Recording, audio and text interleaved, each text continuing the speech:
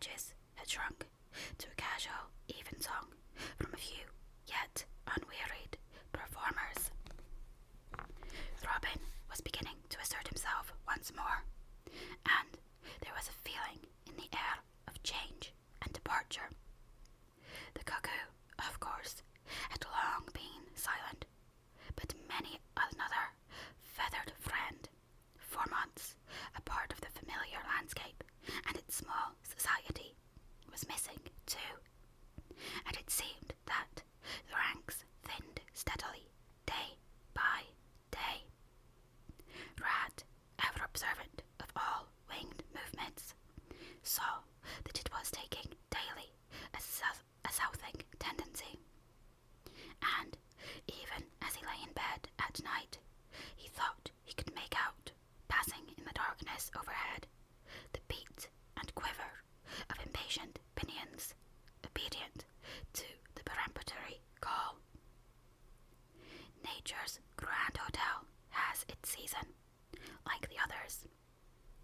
As the guests, one by one, pack, pay, and depart, and the seats at the table d'hôte shrink pitifully at each succeeding meal, as suits of rooms are closed, carpets taken up, and waiters sent away. Those boarders who are staying on pension until the next year's full reopening cannot help being somewhat affected by all these flittings and farewells, this eager discussion of plans, routes, and fresh quarters, this daily shrinkage in the stream of comradeship. One gets unsettled, depressed, and inclined to be querulous. Why this craving for change? Why not stay on quietly here, like us, and be jolly? You don't know this hotel out of the season, and what fun we have among ourselves, we fellows who remain and see the whole interesting year out. All very true. No doubt the others always reply, "We quite envy you, and some other year, perhaps, but just now we have engagements, and there is the bus at the door. Our time is up."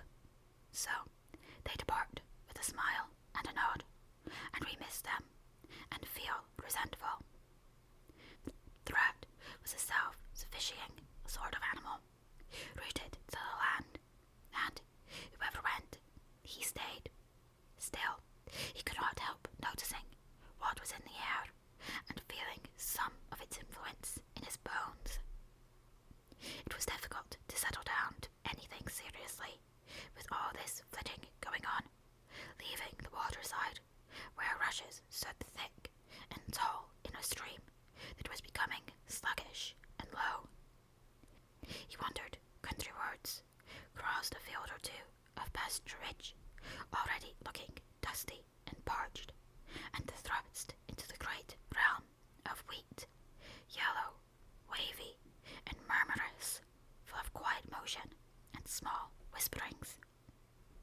Here he often loved to wander, through the forest of stiff, strong stalks that carried their own golden sky way over his head, a sky that was always dancing, shimmering, softly talking, or swaying strongly to the passing wind, and recovering itself with a toss and a merry laugh.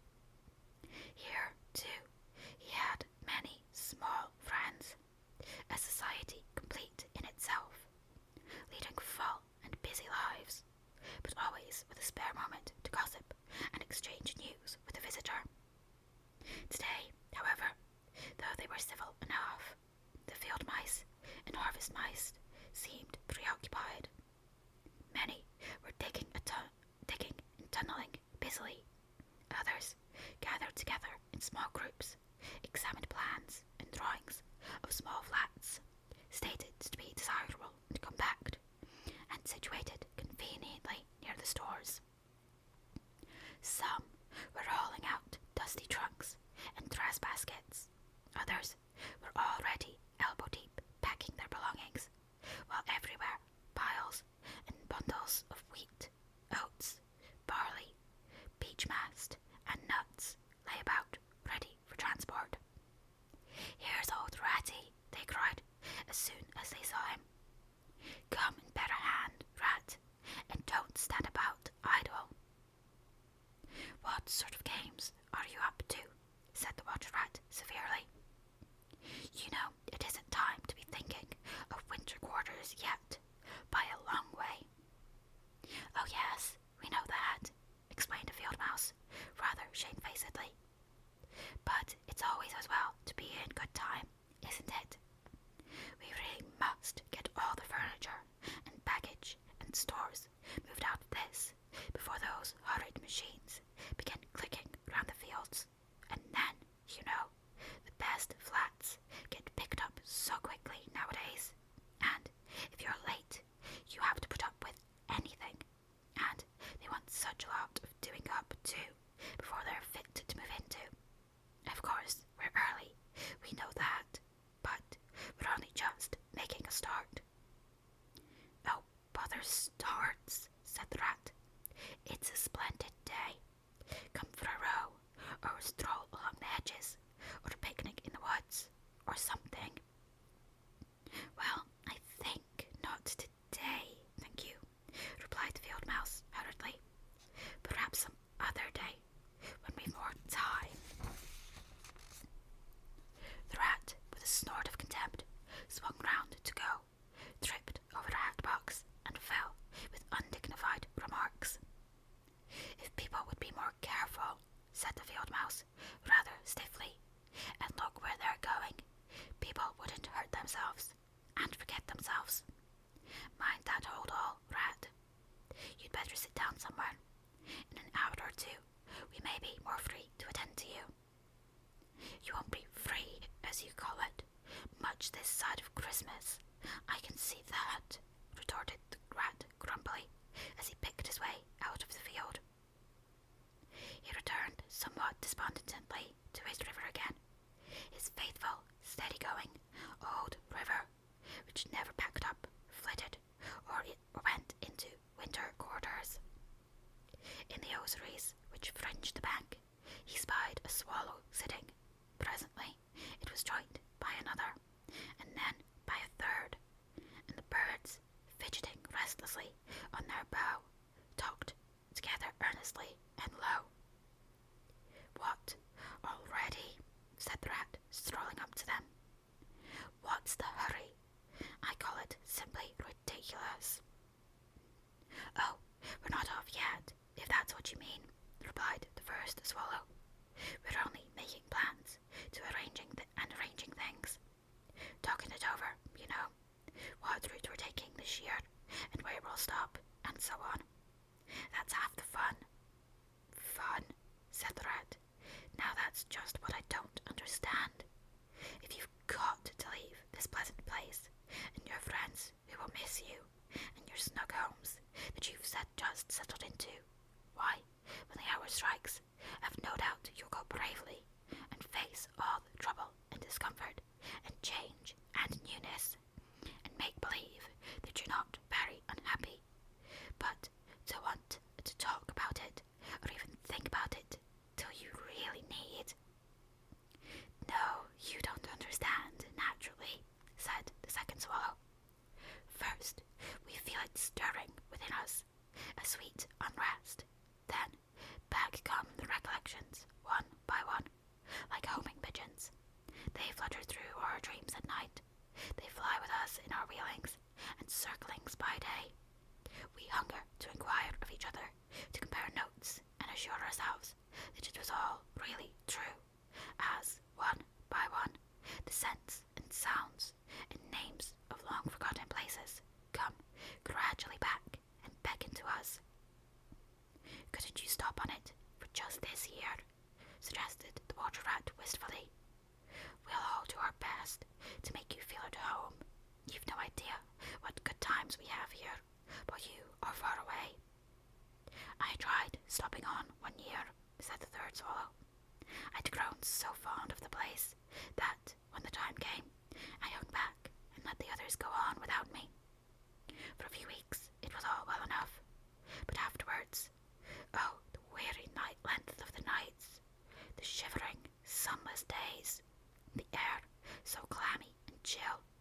not an insect in an acre of it. No, it was no good. My courage broke down, and one cold, stormy night I took wing, flying well inland on account of the strong easterly gales. It was snowing hard as I beat through the passes of the great mountains, and I had a stiff fight to win through. But never shall I forget the blissful feeling of the hot sun again on my back as I sped down to the lakes that lay so blue and placid below me, and the taste of my first fat insect. The past was like a dream. The future was all happy holiday as I moved southwards, week by week, easily, lazily, lingering as long as I dared, but always heeding the call. No, I had had my warning. Never again did I think of disobedience. Ah, yes, the call of the south, twittered the other two dreamily. Its songs, its hues, its radiant air. Oh, do you remember? And, forgetting the rat, they slid into passionate reminiscence while he listened, fascinated, and his heart burned within him. In himself, too, he knew that it was vibrating at last, that chord hitherto dormant and unsuspected. The mere chatter of these southern-bound birds, their pale and second-hand reports, had yet power to awaken this wild new sensation and thrill him through and through with it. What would one moment of the real thing work in him? One passionate touch of the real southern sun, one waft of the authentic odor. With closed eyes, he dared to dream a moment in full abandonment, and when he looked again, the river seemed steely and chill, the green fields grey, acid, lightless. Then his loyal heart seemed to cry out on his weaker self for its treachery. Why do you ever come back then at all? He demanded of the swallows jealously. What do you find to attract you in this poor, drab little country? And do you think, said the first swallow, that the other call is not for us too, in its due season? The call of lush meadow grass, wet orchards, warm insect-haunted ponds, of browsing cattle, of haymaking, and all of farm buildings clustering round the house of the perfect eaves. Do you suppose, asked the second one, that you are the only living thing that craves with a hungry longing to hear the cuckoo's note again? In due time, said the third, we shall be homesick once more for quiet water lilies swaying on the surface of an English stream. But today, all that seems pale and thin and very far away. Just now, our blood dances to other music. They fell a twittering among themselves once more, and this time their intoxicating babble was of violet seas, tawny sands, and lizard-haunted walls. Restlessly, the rat wandered off once more, climbed the slope that rose gently from the north bank of the river, and lay looking out towards the great ring of downs that barred his vision further southwards. His simple horizon hitherto, his mountains of the moon, his limit behind which lay nothing he had cared to see or to know. Today, to him gazing south with a newborn need stirring in his heart, the clear sky over their long, low outline seemed to pulsate with promise. Today, the unseen was everything, and the unknown the only real fact of life. On this side of the hills was now the real blank, on the other lay the crowded and coloured panorama that his inner eye was seeing so clearly. What seas lay beyond, green, leaping, and crested?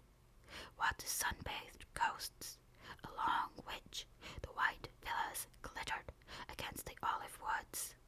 What quiet harbours, thronged with gallant shipping bound for purple islands of wine and spice, islands set in languorous waters. He rose and descended riverwards once more, then changed his mind and sought the side of the dusty lane. There, lying half buried in the thick, cool underedge tangle that bordered it, he could muse on the metalled road and all the wondrous world that it led to, on all the wayfarers too that might have trodden it, and the fortunes and adventures they had gone to seek, or found unseeking, out there beyond, beyond. Footsteps fell on his ear, and the figure of one that walked somewhat wearily came into view, and he saw that it was a rat, and a very dusty one. The wayfarer, as he reached him, saluted with a gesture of courtesy that had something foreign about it, hesitated a moment, then, with a pleasant smile, turned from the track and sat down by his side in the cool herbage. He seemed tired, and the rat let him rest unquestioned, understanding something of what was in his thoughts, knowing too the value all animals attach at times to mere silent companionship, when the weary muscles slacken and the mind marks time. The wayfarer was lean and keen-featured, and somewhat bowed at the shoulders. His paws were thin and long, his eyes much wrinkled at the corners, and he wore small gold earrings in his neatly set, well-shaped ears. His knitted jersey was of a faded blue, his breeches, patched and stained, were based on a blue foundation, and his small belongings that he carried were tied up in a blue cotton handkerchief. When he had rested a while, the stranger sighed, snuffed the air, and looked about him. That was clover, that warm whiff on the breeze, he remarked, and those are cows we hear, cropping the grass behind us, and blowing softly between mouthfuls. There is a sound of distant reapers, and yonder rises a blue line of cottage smoke against the woodland.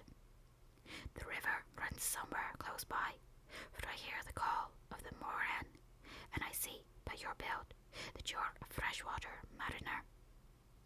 Everything seems asleep, and yet going on all the time. It is a goodly life that you lead, friend, no doubt the best in the world, if only you are strong enough to lead it. Yes, it's the life, the only life to live, responded the water rat dreamily, and without his usual wholehearted conviction. I did not say exactly that, replied the stranger cautiously, but no doubt it's the best. I've tried it, and I know, and because I've just tried it, 6 months of it, and I know it's the best. Here am I, footsore and hungry, tramping away from it, tramping southward, following the old call, back to the old life, the life which is mine, and which will not let me go. Is this, then, yet another of them? Mused the rat. And where have you just come from? He asked. He hardly dared to ask where he was bound for. He seemed to know the answer only too well. Nice little farm, replied the wayfarer briefly. Up along in that direction. He nodded northwards. Never mind about it. I had everything I could want, everything I had any right to expect of life, and more. And here I am, glad to be here all the same, though glad to be here. So many miles further on the road, so many hours nearer to my heart's desire. His shining eyes held fast to the horizon, and he seemed to be listening for some sound that was wanting from that inland acreage, vocal as it was with the cheerful music of pasturage and farmyard. You're not one of us, said the water rat, nor yet a farmer, nor even, I should judge, of this country. Right, replied the stranger. I'm a seafaring rat. I am, and the port I originally hail from is Constantinople, though I'm sort of a foreigner there, too, in a manner of speaking. You will have heard of Constantinople, friend, a fair city, and an ancient and glorious one, and you may have heard, too, of Sigurd, King of Norway, and how he sailed thither with 60 ships, and how he and his men rode up through streets, all canopied in their honour with purple and gold, and how the emperor and empress came down and banqueted with him on board his ship. When Sigurd returned home, many of his Northmen remained behind and entered the emperor's bodyguard, and my ancestor, a Norwegian-born, stayed behind too, with the ships that Sigurd gave the emperor. Seafarers we have ever been, and no wonder.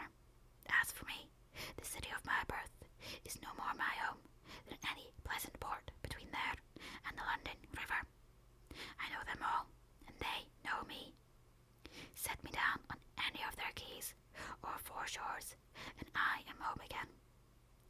I suppose you go great voyages, said the water rat, with growing interest. Months and months out of sight of land, and provisions running short, and allowance as to water, and your mind communic with the mighty ocean, and all that sort of thing. By no means, said the sea rat frankly. Such a life as you describe would not suit me at all.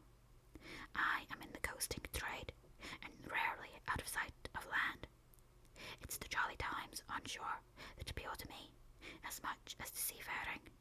Oh, those southern seaports, the smell of them, the riding lights at night, the glamour. Well, perhaps you've chosen the better way, said the water rat, but rather doubtfully. Tell me something of your coasting, then, if you have a mind to, and what sort of harvest an animal of spirit might hope to bring home, for from it to warm his latter days with gallant memories by the fireside. For my life, I confess to you, feels to me today somewhat narrow and circumscribed.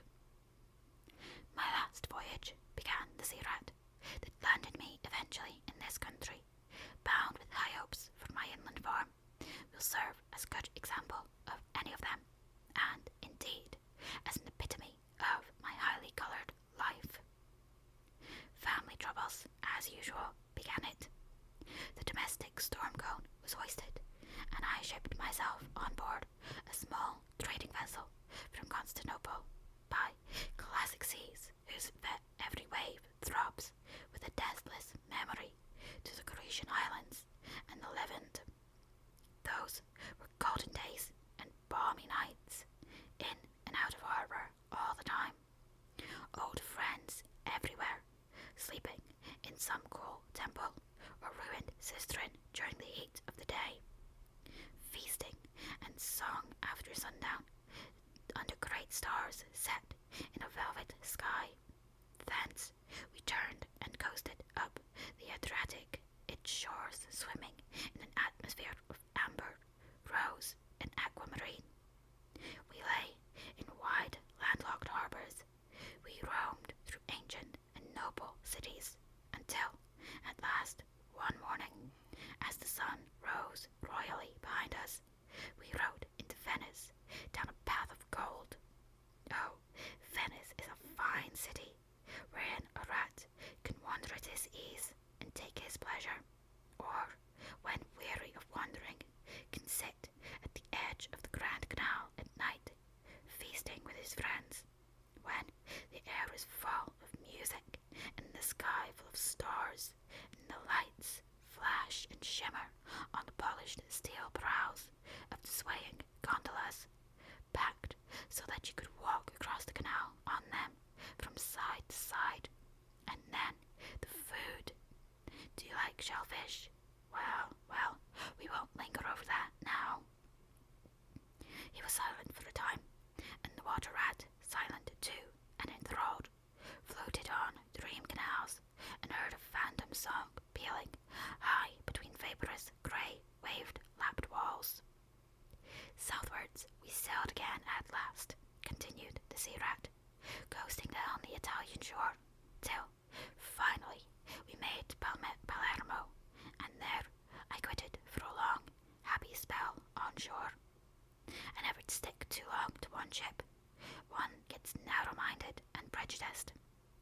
Besides, Sicily is one of my happy hunting grounds. I know everybody there, and their ways just suit me. I spent many jolly weeks in the island, staying with friends up country. When I grew restless again, I took advantage of a ship that was trading Sardinia and Corsica, and very glad I was to feel the fresh breeze and the sea spray in my face once more. But isn't it very hot and stuffy down in the hold, I think you call it? Asked the water rat. The seafarer looked at him with suspicion of a wink. I'm an old hand, he remarked with much simplicity. The captain's cabin's good enough for me. It's a hard life by all accounts, murmured the rat, sunk deep in thought. For the crew it is, replied the seafarer gravely, again with the ghost of a wink. From Corsica, he went on, I made use of a ship that was taking wine to the mainland. We made a lascio in the evening, lay to, hauled up our wine casks, and hove them overboard, tied one to the other by a long line. Then the crew took to the boats and rowed shorewards, singing as they went, and drawing after them the long bobbing procession of casks like a mile of porpoises. On the sands they had horses waiting, which dragged the casks up the steep street of the little town with a fine rush and clatter and scramble. When the last cask was in, we went and refreshed and rested and sat late into the night, drinking with our friends, and next morning I was off to the great olive woods for a spell and a rest. For now I had done with islands for the time, and ports and shipping were plentiful. So I led a lazy life among the peasants, lying and watching them work, or stretched high on the hillside with the blue Mediterranean far below me. And so, at length, by easy stages, and partly on foot, partly by sea, to Marseille, and the meeting of old shipmates, and the visiting of great ocean-bound vessels, and feasting once more. Talk of shellfish. Why, sometimes I dream of the shellfish of Marseille, and wake up crying. That reminds me, said the polite water rat. You happened to mention that you were hungry, and I ought to have spoken earlier. Of course, you will stop and take a midday meal with me. My hole is close by. It is some time past noon, and you are very welcome to whatever there is. Now, I call that kind and brotherly of you, said the sea rat. I was indeed hungry when I sat down, and ever since I inadvertently happened to mention shellfish, my pangs have been extreme. But couldn't you fetch it along out here? I am none too fond of going under hatches, unless I'm obliged to, and then, while we eat, I could tell you more concerning my voyages and the pleasant life I lead. At least, it is very pleasant to me, and by your attention, I judge it commends itself to you.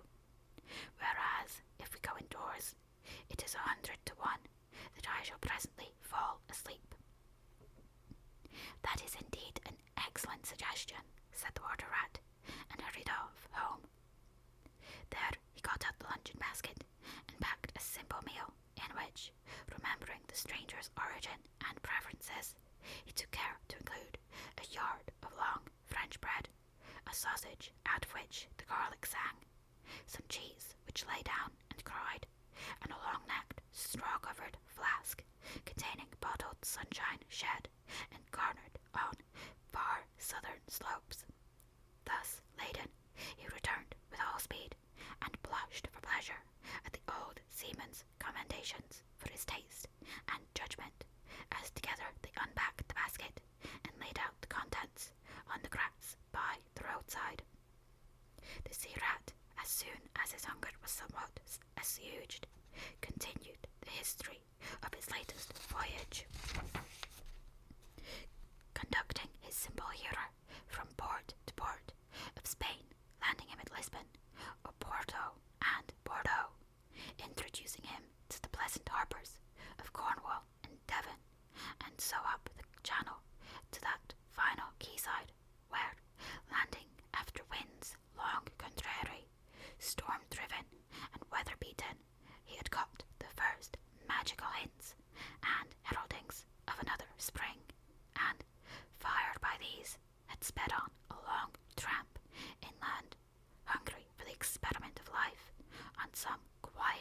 farmstead, very far from the weary beating of any sea. Spellbound and quivering with excitement, the water rat followed the adventurer, league by league, over stormy bays, through crowded roadsteads, across harbour bars, on a racing tide, up winding rivers that hid their busy little towns, round a sudden turn, and left him with a regretful sigh, planted at his dull inland farm, about which he desired to hear nothing. By this time their meal was over, and the seafarer, refreshed and strengthened, his voice more vibrant, his eyes lit with brightness that seemed caught from some faraway sea beacon, filled his glass with the red and glowing vintage of the south, and, leaning towards the water rat, compelled his gaze and held him body and soul while he talked. Those eyes were of the changing foam-streaked grey-green of leaping northern seas. In the glass shone a hot ruby that seemed the very heart of the south, beating for him who had courage to respond to its pulsation. The twin lights, the shifting grey and the steadfast red, mastered the water rat and held him bound, fascinated, powerless. The quiet world outside their rays receded far away and ceased to be, and the talk, the wonderful talk, flowed on. Or was it speech entirely? Or did it pass at times into song? Shanty of the sailors, weighing the dripping anchor, sonorous hum of the shrouds in a tearing northeaster ballad of the fisherman, hauling his nets at sundown against an apricot sky, chords of guitar and mandolin from gondola or cacao. Did it change into the cry of the wind, plaintive at first, angrily shrill as it freshened, rising to a tearing whistle, sinking to a musical trickle of air from the leech of the bellying sail? All these sounds of the spellbound listener seemed to hear, and with them the hungry complaint of the gulls and the sea mews, and the soft thundering of the breaking wave, the cry of the protesting shingle. Back into speech again it passed, and with beating heart he was following the adventures of a dozen seaports, the fights, the escapes, the rallies, the comradeships, the gallant undertakings, or he searched islands for treasure, fished in still lagoons, and dozed day long on warm white sand of deep sea fishings, he heard tell and mighty silver gatherings of the mile-long net, of sudden perils, noise of breakers on a moonless night, or the tall bows of the great liner taking shape overhead through the fog of the merry home cooking. The headland rounded, the harbour lights opened out, the groups seen dimly on the quay, the cheery hail, the splash of the hawser, the trudge up the steep little streets towards the comforting glow of red-curtained windows. Lastly, in his waking dream, it seemed to him that the adventurer had risen to his feet, but he was still speaking, still holding him fast with his sea-grey eyes. And now, he said, so he was softly saying, I take to the road again, holding on southwestwards for many a long and dusty day, till, at last, I reached the little grey sea town I know so well, that clings along one steep side of the harbour.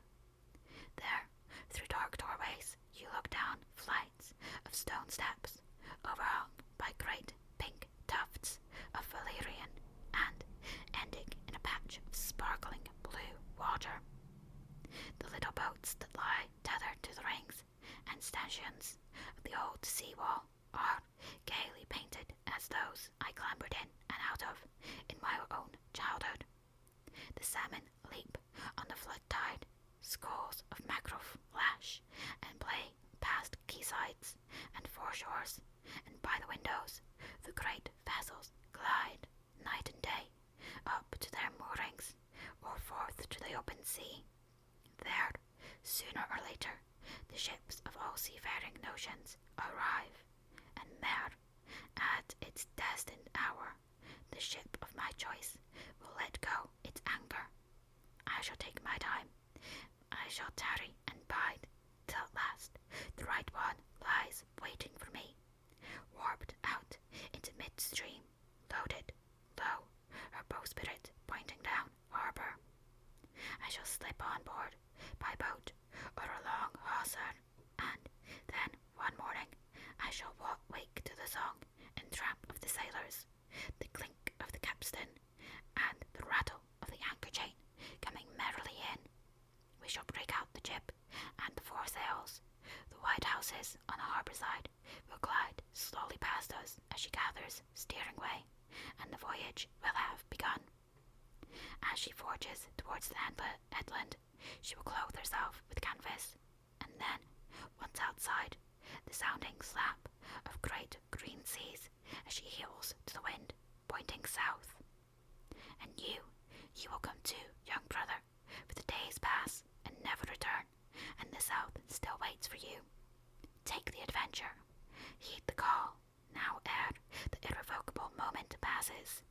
'Tis but a banging of the door behind you, a blithesome step forward, and you are out of the old life and into the new.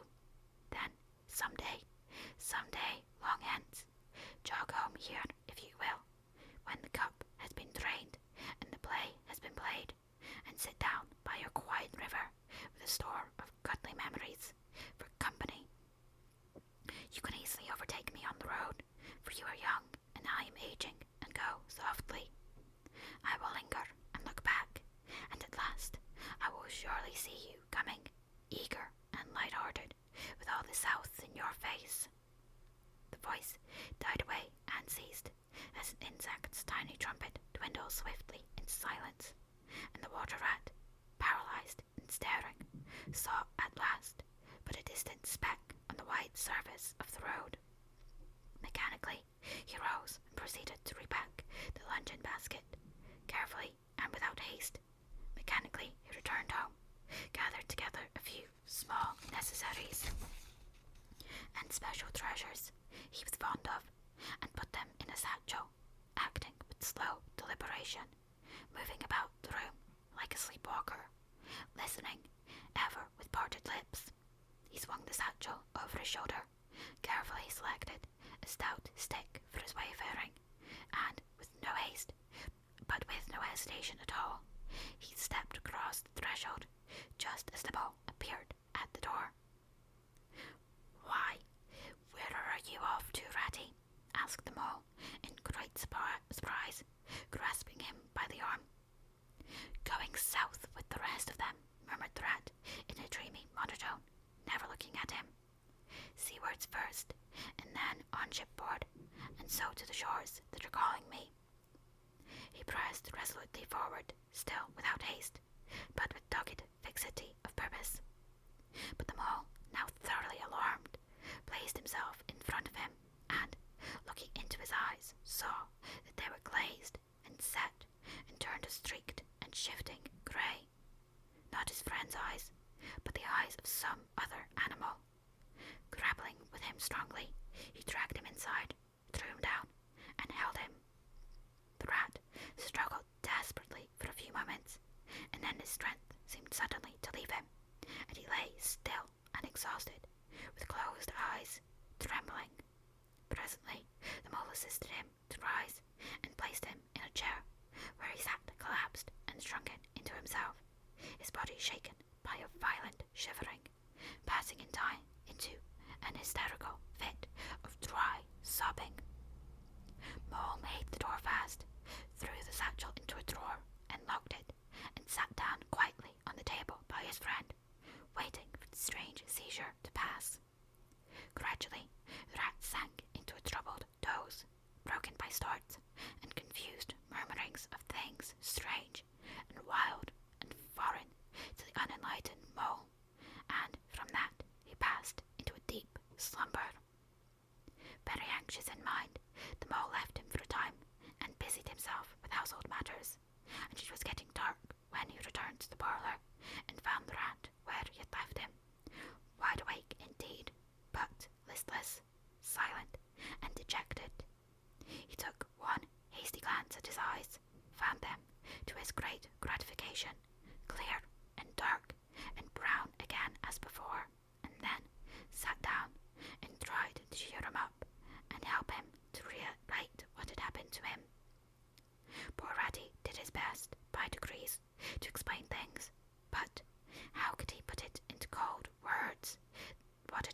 sleeping suggestion.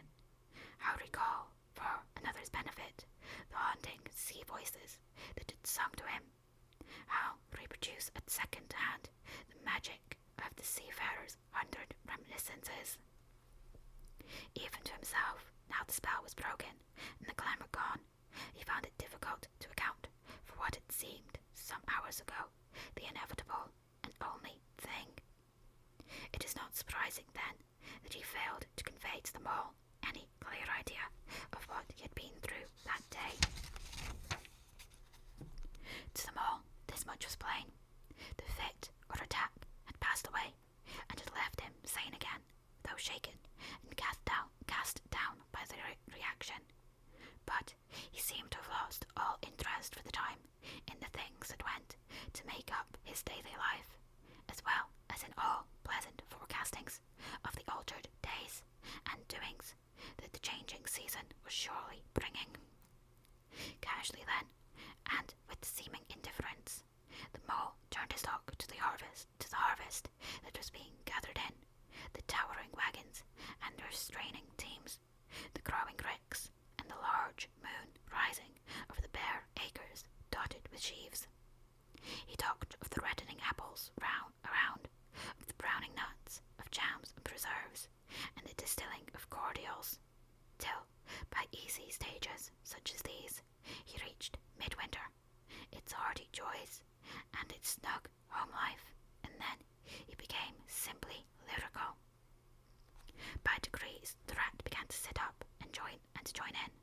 His dull eye brightened, and he lost some of his listless air. Presently, the tactful mole slipped away and returned with a pencil and a few half-sheets of paper, which he placed on the table at his friend's elbow. "It's quite a long time since you did any poetry," he remarked. "You might have tried it this evening, instead of, brooding over things so much. I've an idea you'll feel a lot better when you've got something jotted down, if it's only just rhymes." The rat pushed the paper away from him wearily, but the discreet mole took occasion to leave the room, and when he peeped in again some time later, the rat was absorbed and deaf to the world, alternately scribbling and sucking on the top of his pencil. It is true that he sucked a good deal more than he scribbled, but it was joy to them all to know that the cure had at last begun. Chapter 10. The Further Adventures of Toad.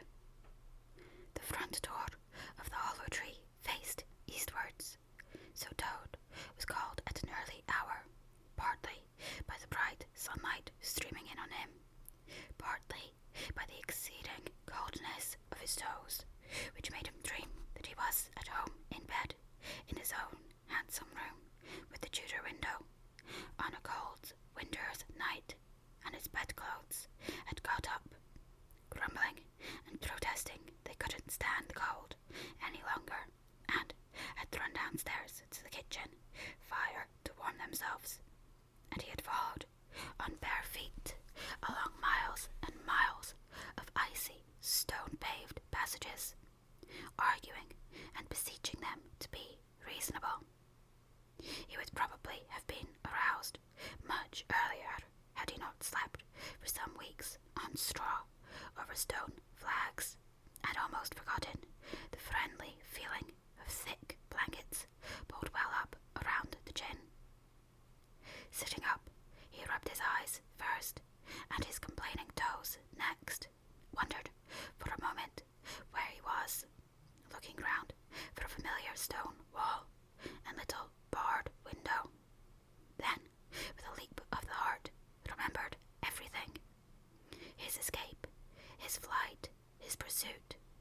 Remembered first and best thing of all, that he was free. Free. The word and the thought alone were worth 50 blankets. He was warm from end to end as he thought of the jolly world outside, waiting eagerly for him to make his triumphal entrance, ready to serve him and play up to him, anxious to help him and to keep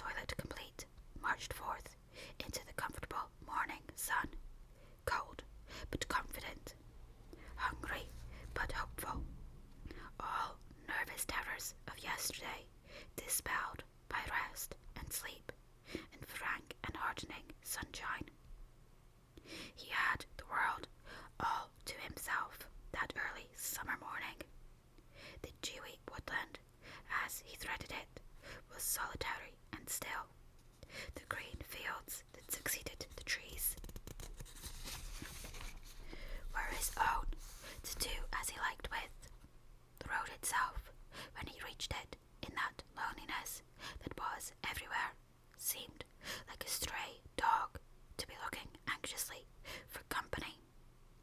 Toad, however, was looking for something that could talk and tell him clearly which way he ought to go. It is all very well when you have a light heart and a clear conscience and money in your pocket and nobody scouring the country for you to drag you off to prison again, to follow where the road beckons and points, not caring whither. The practical Toad cared very much indeed, and he could have kicked the road for its helpless silence when every minute was of importance to him. The reserved rustic road was presently joined by a shy little brother in the shape of a canal, which took its hand and ambled along by its side in perfect confidence, but with the same tongue-tied, uncommunicative attitude towards strangers. "Bother them," said Toad to himself. "But anyhow, one thing's clear. They must both be coming from somewhere and going to somewhere. You can't get over that, Toad, my boy." So he marched on patiently by the water's edge. Round the bend in the canal came plodding a solitary horse, stopping forward as if in anxious thought. From rope traces attached to his collar stretched a long line, taut but tipping with his stride, the further part of it dripping pearly drops. Toad let the horse pass and stood waiting for what the fates were sending him.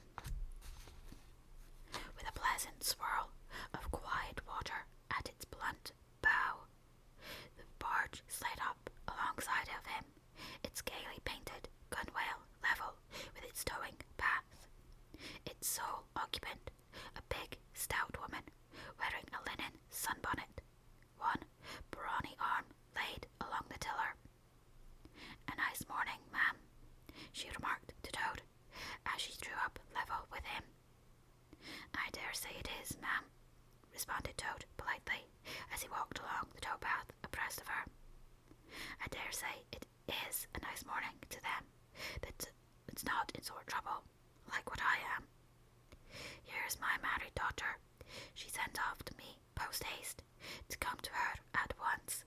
So off I comes, not knowing what may be happening or going to happen, but fearing the worst, as you will understand, ma'am, if you're a mother too. And I've left my business to look after itself. I'm in the washing and laundering line, you must know, ma'am. And I've left my young children to look after themselves, and a more mischievous and troublesome set of young imps doesn't exist, ma'am. And I've lost all my money, and lost my way, and as for what may be happening to my married daughter, why, I don't like to think of it, ma'am." "Where might your married daughter be living, ma'am?" asked the barge woman. "She lives near to the river, ma'am," replied Toad, "close to a fine house called Toad Hall, that's somewheres hereabouts in these parts. Perhaps you may have heard of it." "Toad Hall? Why, I'm going that way myself," replied the barge woman. "This canal joins the river some miles further on, a little above Toad Hall, and then it's an easy walk. You come along in the barge with me, and I'll give you a lift." She steered the barge close to the bank, and Toad, with many humble and grateful acknowledgments, stepped lightly on board and sat down with great satisfaction. "Toad's luck again," thought he. "I always come out on top." "So, you're in the washing business, ma'am," said the barge woman politely, as they glided along. "And very good business you've got, too, I dare say, if I'm not making too free in saying so." "Finest business in the whole country," said Toad airily. "All the gentry come to me. Wouldn't go to anyone else if they were paid. They know me so well. You see, I understand my work thoroughly, washing, ironing, clear starching, making up gents' fine shirts for evening wear. Everything's done under my own eye. But surely you don't do all that work yourself, ma'am? Asked the barge woman respectfully. Oh, I have girls, said Toad lightly. 20 girls or thereabouts, always at work. But you know what girls are, ma'am? Nasty little hussies, that's what I call 'em. So do I, too, said the barge woman with great heartiness. But I dare say you said yours to rights, the idle trollops. And are you very fond of washing? I love it, said Toad. I simply dote on it. Never so happy as when I've got both arms in the wash tub. But then, it comes so easy to me. No trouble at all. A real pleasure, I assure you, ma'am. What a bit of luck meeting you, observed the barge woman thoughtfully. A regular piece of good fortune for both of us. Why, what do you mean? Asked Toad nervously. Well, look at me now, replied the barge woman. I like washing too, just the same as you do, and for that matter, whether I like it or not, I have got to do on my own, naturally, moving about as I do. Now, my husband, he's such a fellow for shirking his work and leaving the barge to me, that never a moment do I get for seeing to my own affairs. By rights, he ought to be here now, either steering or attending to the horse, though, luckily, the horse has sense enough to attend to himself. Instead of which, he's gone off with the dog to see if they can't pick up a rabbit for dinner somewhere. Says he'll catch me up at the next lock. Well, that's as may be. I don't trust him once he gets off with that dog, who's worse than he is. But, meantime, how am I to get on with my washing? Oh, never mind about the washing, said Toad, not liking the subject. Try and fix your mind on that rabbit. A nice, fat, young rabbit, I'll be bound. Got any onions? I can't fix my mind on anything but my washing, said the barge woman. And I wonder you can be talking of rabbits with such a joyful prospect before you. There's a heap of things of mine that you'll find in a corner of the cabin, if you'll just take one or two of the most necessary sort. I won't venture to describe them to a lady like you, but you'll recognize them at a glance, and put them through the wash tub as we go along. Why, it'll be a pleasure to you, as you rightly say, and a real help to me. You'll find a tub handy, and soap, and a kettle on the stove, and a bucket to haul up water from the canal with. Then I shall know you're enjoying yourself, instead of sitting here idle, looking at the scenery and yawning your head off. Here, you let me steer, said Toad, now thoroughly frightened, and then you can get on with your washing your own way. I might spoil your things, or not do 'em as you like. I'm more used to gentlemen's things myself. It's my special line. Let you steer, replied the barge woman, laughing. It takes some patience to steer a barge properly. Besides, it's dull work, and I want you to be happy. No, you shall do the washing you are so fond of, and I'll stick to the steering that I understand. Don't try and deprive me of the pleasure of giving you a treat. Toad was fairly cornered. He looked for escape this way and that, saw that he was too far from the bank for a flying leap, and sullenly resigned himself to his fate. If it comes to that, he thought in desperation, I suppose any fool can wash. He fetched tub, soap, and other necessaries from the cabin, selected a few garments at random, tried to recollect what he had seen in casual glances through laundry windows, and set to. A long half-hour passed, and every minute of it saw Toad getting crosser and crosser. Nothing that he could do to the things seemed to please them or do them good. He tried coaxing, He tried slapping. He tried punching. They smiled back at him, out of the tub, unconverted, happy in their original sin. Once or twice, he looked nervously over his shoulder at the barge woman, but she appeared to be gazing out in front of her, absorbed in her steering. His back ached badly, and he noticed with dismay that his paws were beginning to get all crinkly. Now Toad was very proud of his paws. He muttered under his breath words that should never pass the lips of either washerwomen or toads, and lost the soap for the 50th time. A burst of laughter made him straighten himself and look round. The barge woman was leaning back and laughing unrestrainedly, till the tears ran down her cheeks. "I've been watching you all the time," she gasped. "I thought you must be a humbug all along, from the conceited way you talked. Pretty washerwoman you are." "Never washed so much as a dishclout in your life, I'll lay."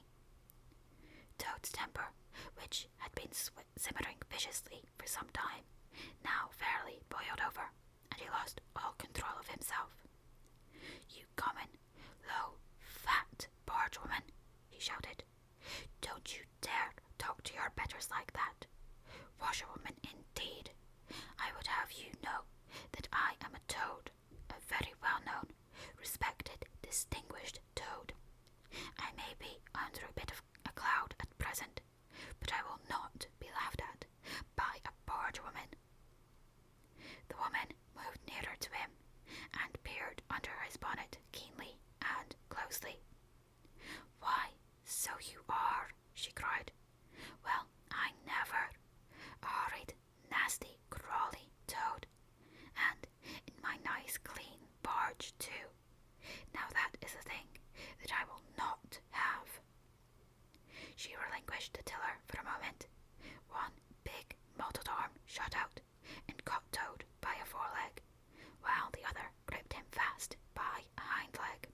Then the world turned suddenly upside down. The barge seemed to flit lightly across the sky. The wind whistled in his ears, and Toad found himself flying through the air, revolving rapidly as he went. The water, when he eventually reached it with a loud splash, proved quite cold enough for his taste, though its chill was not sufficient to quell his proud spirit or slake the heat of his furious temper. He rose to the surface, spluttering, and when he had wiped the duckweed out of his eyes, the first thing he saw was the fat barge woman looking back at him over the stern of the retreating barge and laughing, and he vowed, as he coughed and choked, to be even with her. He struck out for the shore, but the cotton gown greatly impeded his efforts, and when at length he touched land, he found it hard to climb up the steep bank unassisted. He had to take a minute or two's rest to recover his breath. Then, gathering his wet skirts well over his arms, he started to run after the barge as fast as his legs would carry him, with an indignation thirsting for revenge. The barge woman was still laughing when he drew up level with her. "Put yourself through your mangle, washerwoman," she called out. "An eye in your face and crimpet, and you'll pass for quite a decent-looking toad." Toad never paused to reply. Solid revenge was what he wanted, not cheap, windy, verbal triumphs, though he had a thing or two in his mind that he would have liked to say. He saw what he wanted ahead of him.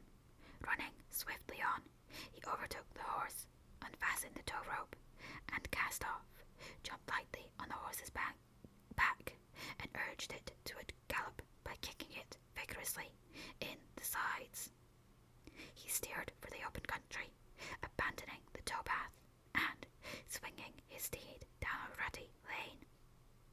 Once he looked back and saw that the barge had run aground on the other side of the canal, and the barge woman was gesticulating wildly and shouting, "Stop! Stop!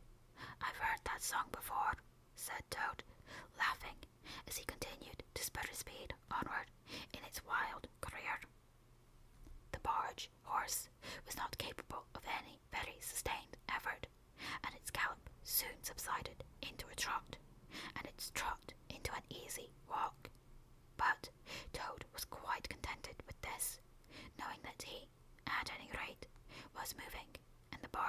was not. He had quite recovered his temper now that he had done something he thought really clever, and he was satisfied to jog along quietly in the sun, taking advantage of any byways and burrow paths, and trying to forget how very long it was since he had had a square meal, till the canal had been left very far behind him. He had travelled some miles, his horse and he was feeling drowsy in the hot sunshine, when the horse stopped, lowered his head, and began to nibble the grass, and Toad, waking up, just saved himself from falling off by an effort. He looked about him and found he was on a wide common, dotted with patches of gorse and bramble as far as he could see. Near him stood a dingy gypsy caravan, and beside it a man was sitting on a bucket turned upside down, very busy, smoking and staring into the wide world.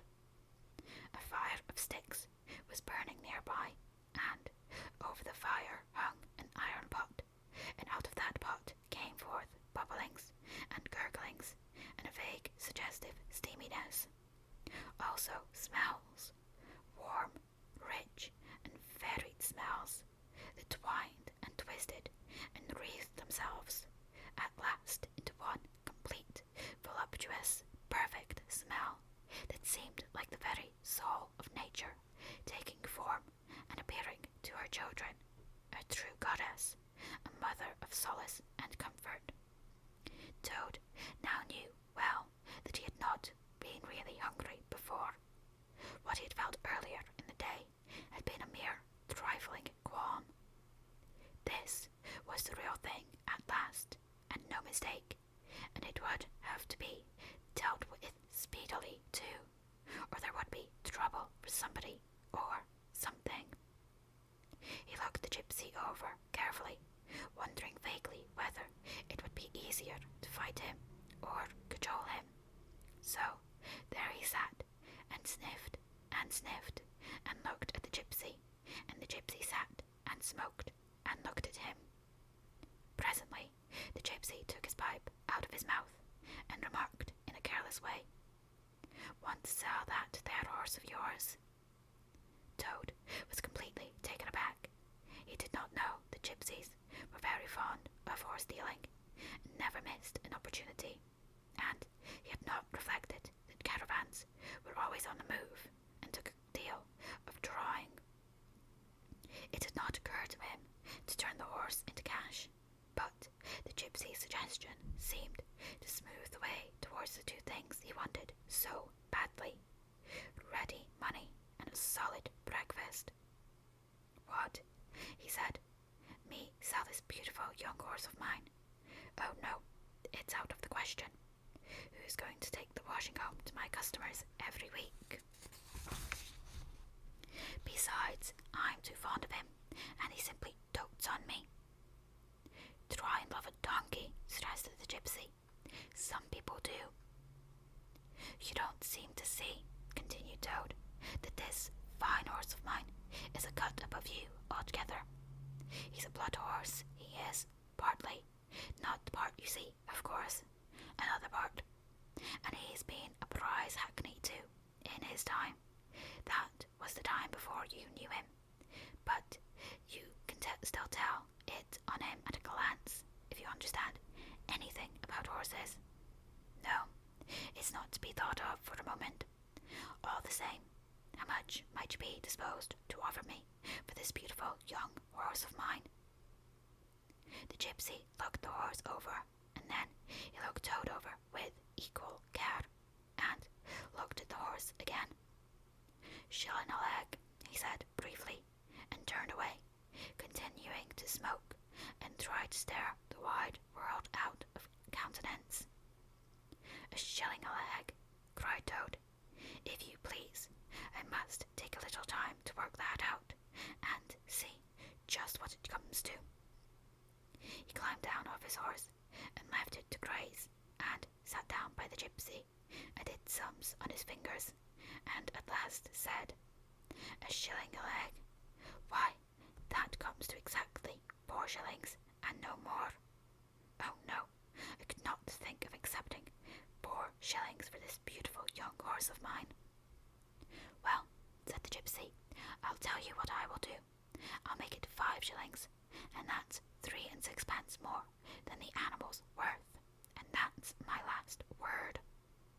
Then Toad sat and pondered long and deeply, for he was hungry and quite penniless, and still some way, he knew not how far, from home, and enemies might still be looking for him. To one in such a situation, 5 shillings may very well appear a large sum of money. On the other hand, it did not seem very much to get for a horse. But then again, the horse hadn't cost him anything, so whatever he got was all clear profit. At last he said firmly, "Look here, gypsy, I tell you what we will do, and this is my last word. You shall hand me over 6 shillings and 6 pence, cash down, and further, in addition thereto, you shall give me as much breakfast as I can possibly eat, at one sitting, of course, out of that iron pot of yours that keeps sending forth such delicious and exciting smells. In return, I will make over to you my spirited young horse, with all the beautiful harness and trappings that are on him, freely thrown in. If that's not good enough for you, say so, and I'll be getting on. I know a man near here who's wanted this horse of mine for years." The gypsy grumbled frightfully, and declared if he did a few more deals of that sort, he'd be ruined. But in the end, he lugged a dirty canvas bag out of the depths of his trouser pocket, and counted out 6 shillings and 6 pence into Toad's paw. Then he disappeared into the caravan for an instant, and returned with a large iron plate and a knife, fork, and spoon. He tilted up the pot, and a glorious stream of hot ridge stew gurgled into the plate. It was, indeed, the most beautiful stew in the world, being made of partridges and pheasants and chickens and hares and rabbits and peahens and guinea fowls and 1 or 2 other things.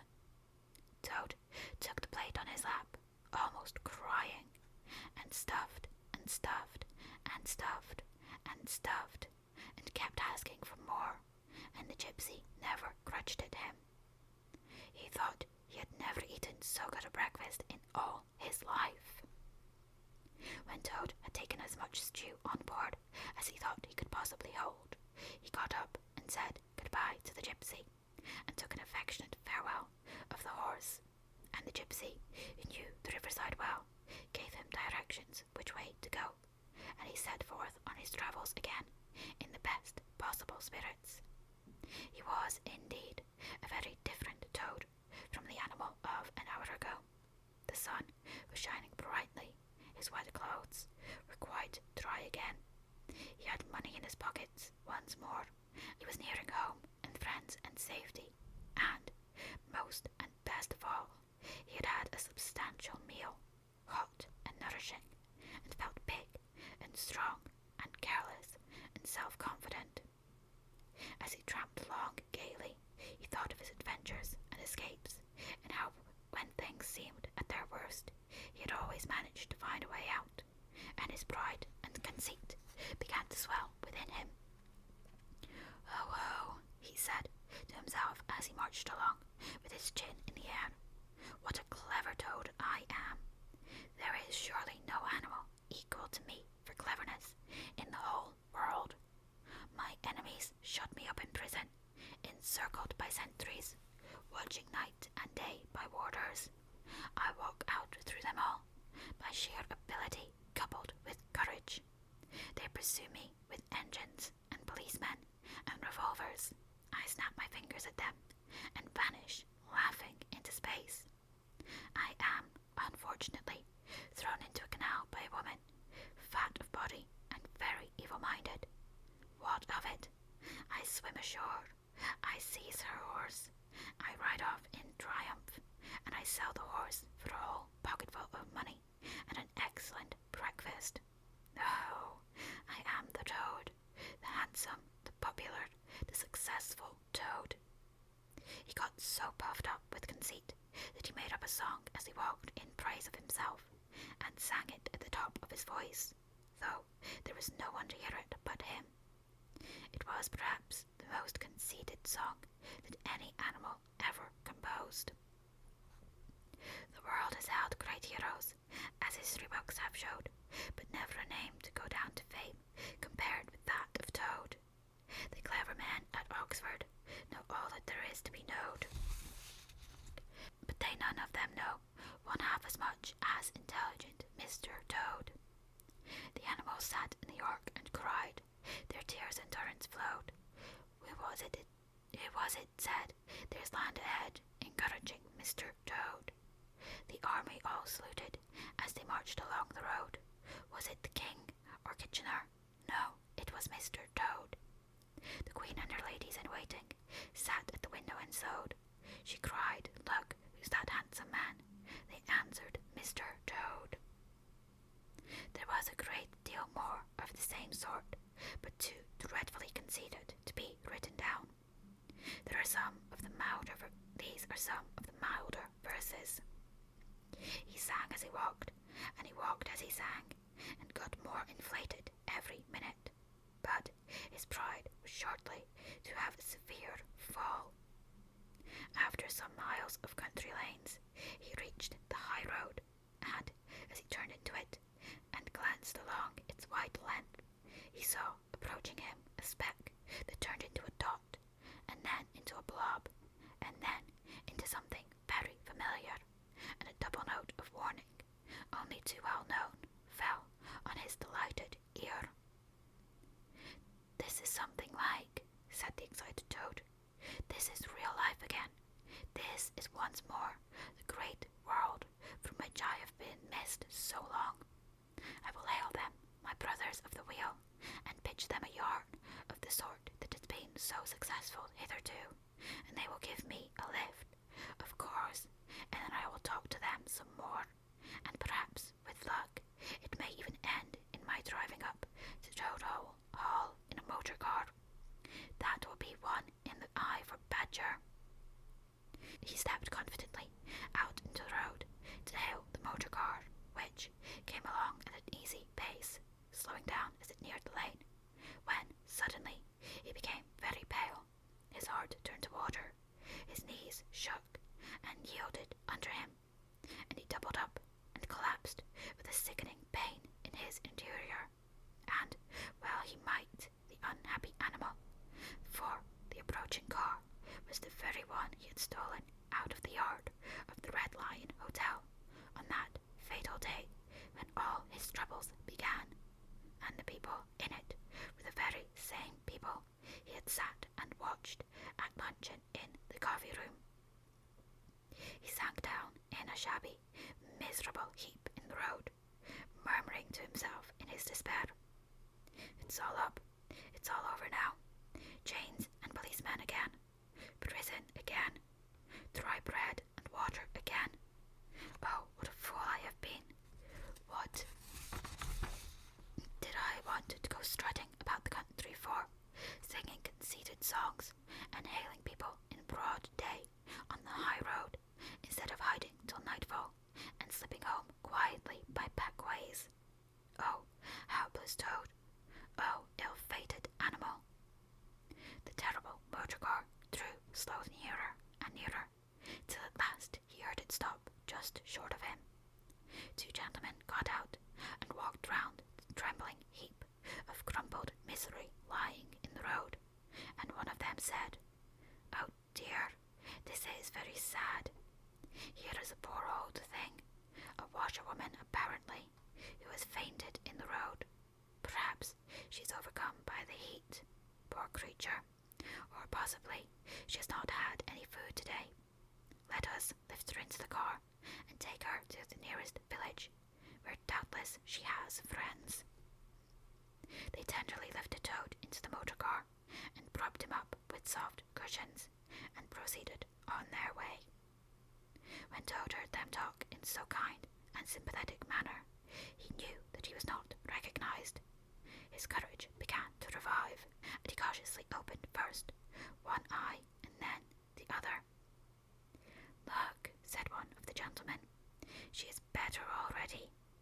fresh air is doing her good. How do you feel now, ma'am? Thank you kindly, sir, said Toad in a feeble voice, and feeling a great deal better. That's right, said the gentleman. Now keep quite still, and above all, don't try to talk.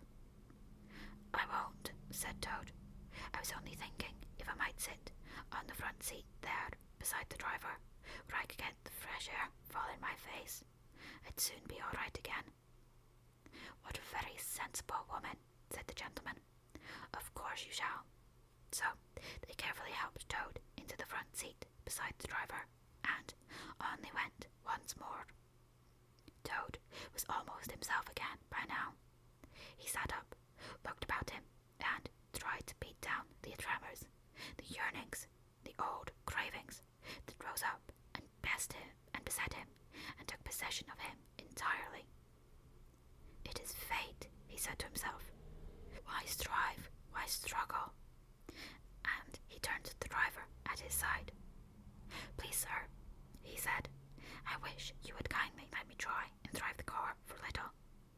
I've been watching you carefully, and it looks so easy and so interesting, and I should like to be able to tell my friends that once I had driven a motor car.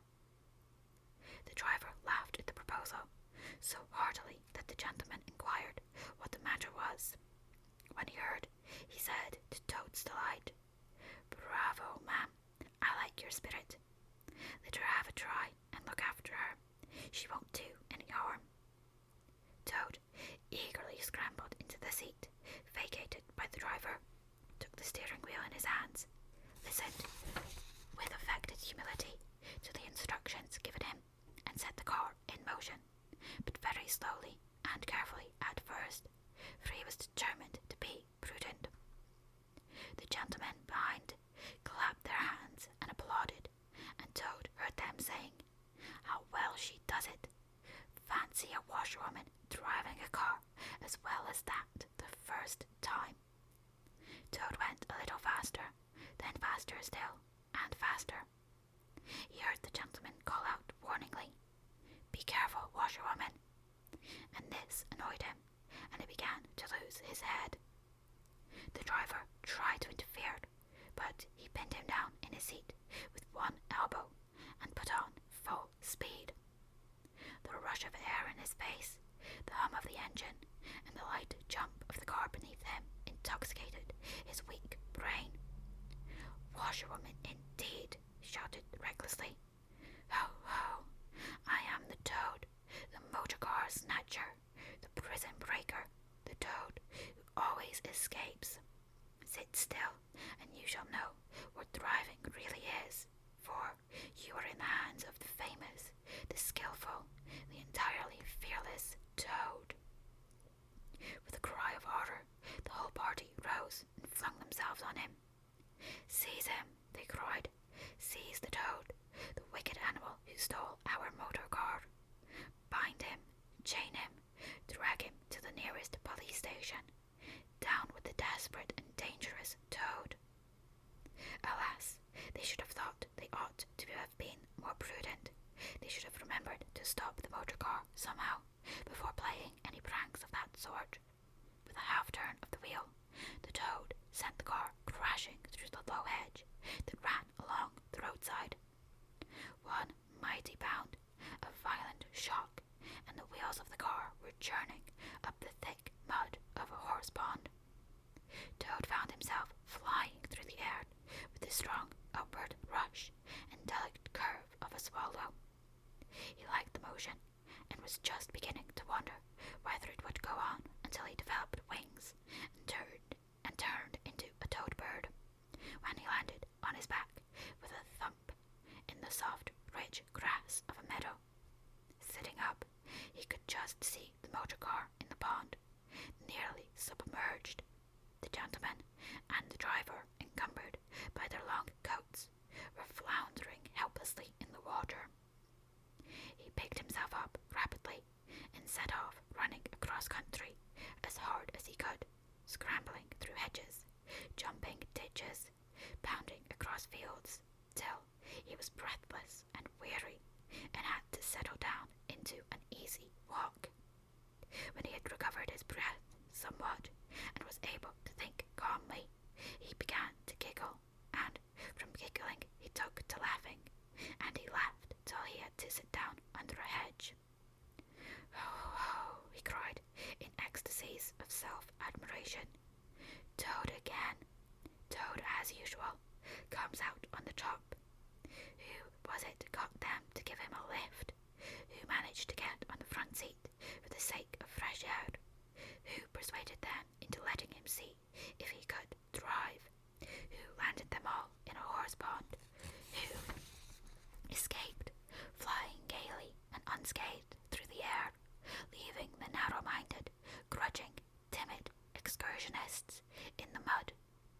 should rightly be. Why, Toad, of course. Clever Toad. Great Toad. Good Toad. Then he burst into song again and chanted with uplifted voice. The motor car went boop, boop, boop as it raced along the road. Who was it steered it into a pond? Ingenious Mr. Toad. Oh, how clever I am! How clever, how clever, how very clever! A slight noise at a distance behind him made him turn his head and look. Oh, horror! Oh, misery! Oh, despair! About 2 fields off, a chauffeur in his leather gaiters and 2 large rural policemen were visible, running towards him as hard as they could go. Poor Toad sprang to his feet and pelted away again, his heart in his mouth. Oh my, he gasped as he panted along. What an ass I am! What a conceited and headless ass! Swaggering again, shouting and singing songs again, sitting still and gassing again. Oh my, oh my, oh my! He glanced back and saw to his dismay that they were gaining on him. On he ran desperately, but kept looking back and saw that they still gained steadily. He did his best, but he was a fat animal and his legs were short, and still they gained. He could hear them close behind him now, ceasing to heed where he was going. He struggled on blindly and wildly, looking back over his shoulder at the now triumphant enemy, when suddenly the earth failed under his feet. He grasped at the air, and splash!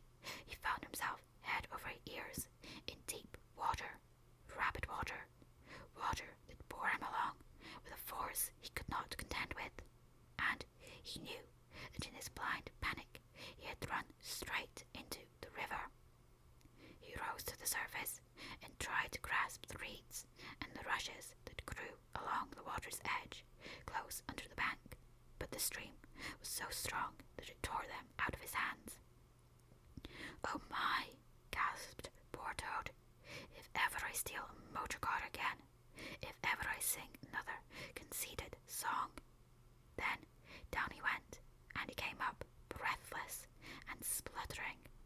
Presently he saw that he was approaching a big, dark hole in the bank, just above his head, and as the stream bore him past, he reached up with a paw and caught hold of the edge and held on. Then, slowly and with difficulty, he drew himself up out of the water, till, at last, he was able to rest his elbows on the edge of the hole. There he remained for some minutes, puffing and panting, for he was quite exhausted. As he sighed and blew and stared before him into the dark hole, some bright, small thing shone and twinkled in its depths, moving towards him. As it approached,